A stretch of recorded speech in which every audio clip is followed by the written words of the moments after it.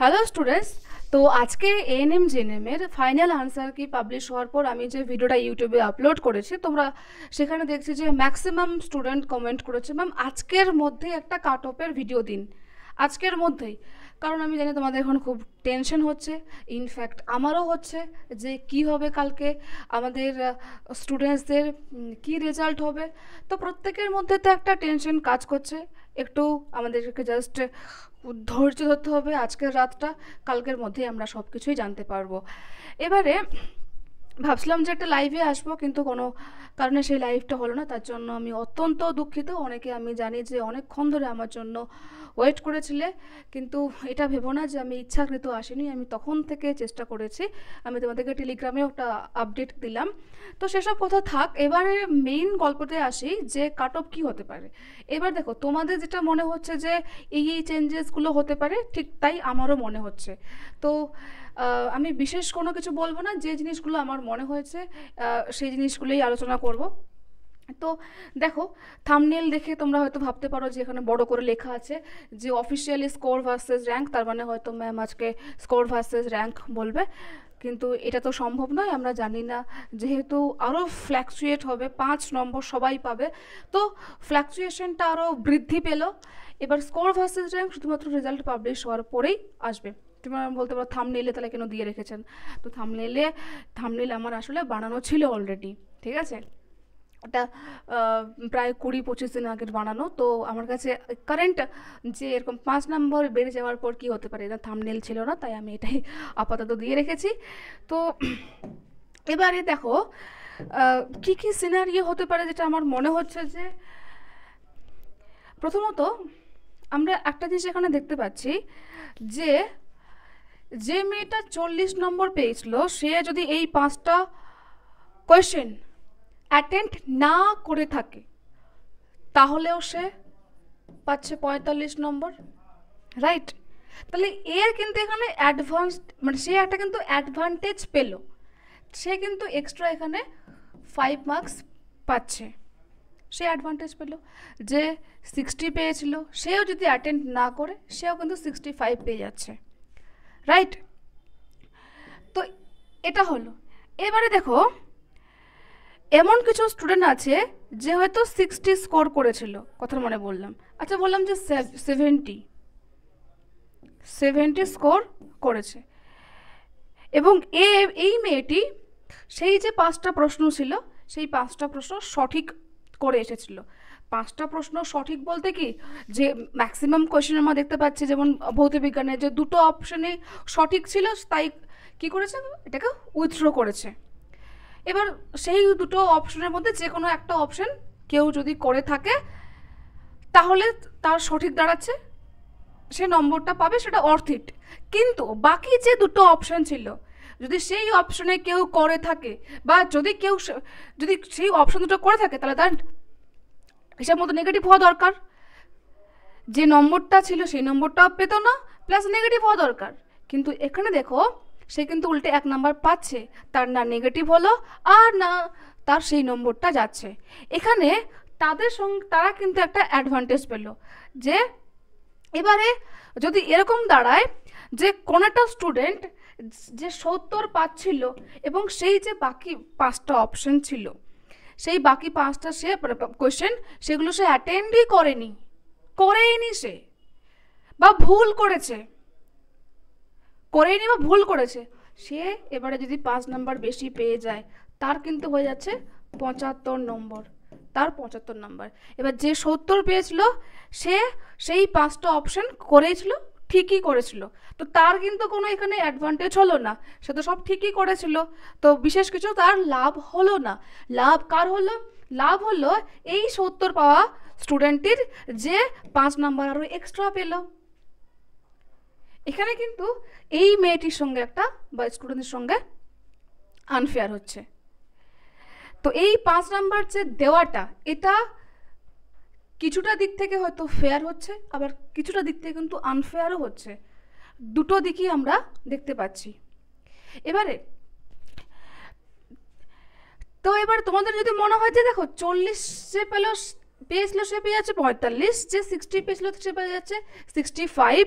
তাহলে যদি আমরা কাট অফ কথার মানে বলছি যে ভেবে রাখি যে একটা কাট অফ ধরুন হচ্ছে 65, তাহলে কাট অফটাও তো হিসাব মতো +5 বেড়ে যাচ্ছে, যেহেতু এদিকে বেড়ে যাচ্ছে তাই এদিকেও বেড়ে যাচ্ছে, নর্মাল হিসেব, রাইট? একটা নর্মাল হিসেব বাড়াচ্ছে।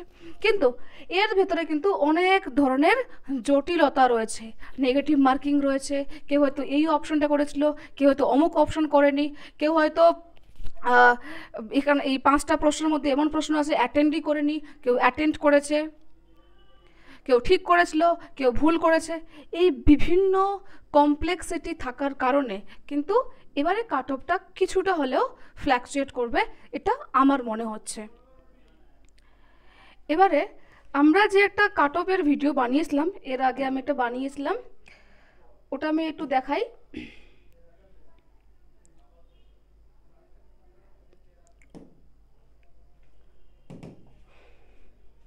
দেখো,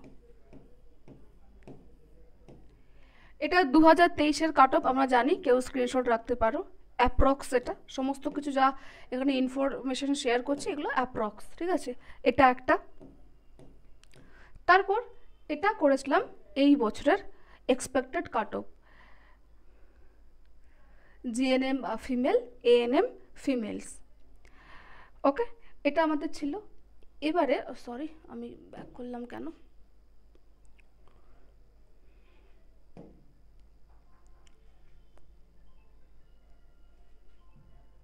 এবারে যেহেতু 5 নম্বর অ্যাডিশনাল অ্যাড হয়েছে, তাই আমার মনে হয় যে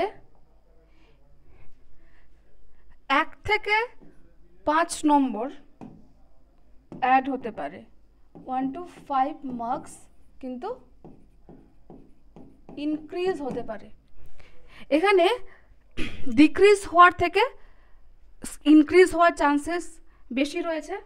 একটা এখানে কাট অফ শিফট হতে পারে, যেটা আমরা ভেবেছিলাম যে 55 থেকে আমরা ভেবেছিলাম যেটা 55 থেকে 60+ ওপেন ক্যাটাগরিতে, এটা মেবি এবার 5 নম্বর আরও ইনক্রিজ হতে পারে, রাইট? 5 মার্কস এখানে কিন্তু ইনক্রিজ হতে পারে।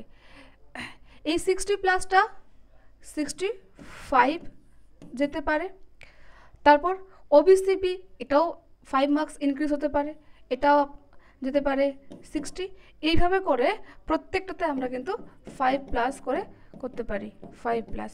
এবার আমি বলছি মানে 5+ অ্যাডই হবে তাও না, এবার 1 থেকে 5-এর বলছি, 1 থেকে 5 অ্যাড হতে পারে। এবারে কেউ যদি আমাকে বলে যে তাহলে ম্যাম সেফ স্কোর কত, দেখো আমি বলতে চাই যাদের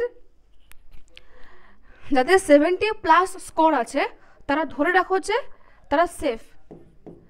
যাদের 70+ স্কোর হয়েছে তোমরা ভেবে রাখো তোমরা একটা সেফ জোনের মধ্যে আছো, ওকে। আর এই যে এখানে দিলে কাট অফটা, এখানে দিলে আপনি কেন 70 বলছেন না? এখানে বলছি না কারণ এটা আমরা একটা অ্যাপ্রক্স দিচ্ছি একদম লাস্ট কাউন্সিলিং পর্যন্ত, মানে একদম এন্ড অবধি, কাউন্সিলিংটা যেখানে শেষ হবে সেই পর্যন্ত। মেবি এটা সঙ্গে অফিসিয়াল যেটা কাট অফ তারা তো অ্যানাউন্স করে না, হয়তো কোথাও না কোথাও ডিসম্যাচও হতে পারে, পুরোপুরি যে মিলবে তাও না, এটা জাস্ট আমাদের একটা ধারণা, ঠিক আছে? এটা মনে হচ্ছে।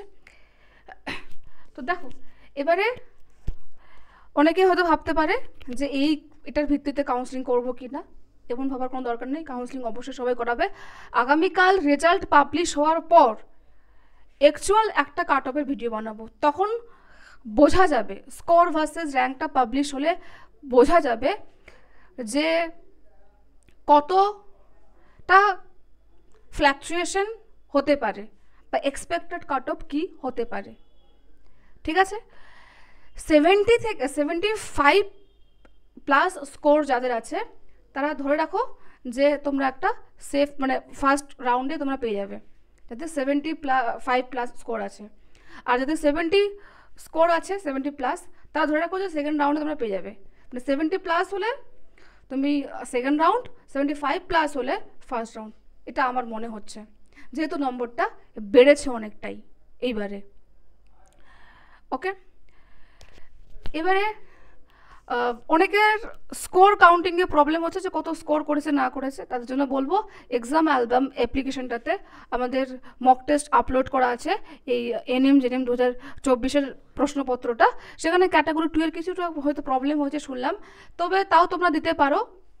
ওখানে তোমরা হয়তো এদিক ওদিক কিছুটা হয়তো চেঞ্জেস হতে পারে, তোমাদের ছোটোখাটো কিছু স্লাইটলি হতে পারে চেঞ্জেস, বাট ভালোভাবে যদি একটু দেখো তো অ্যাপ্রোপ্রিয়েট স্কোরটা তুমি ক্যালকুলেট করতে পারবে।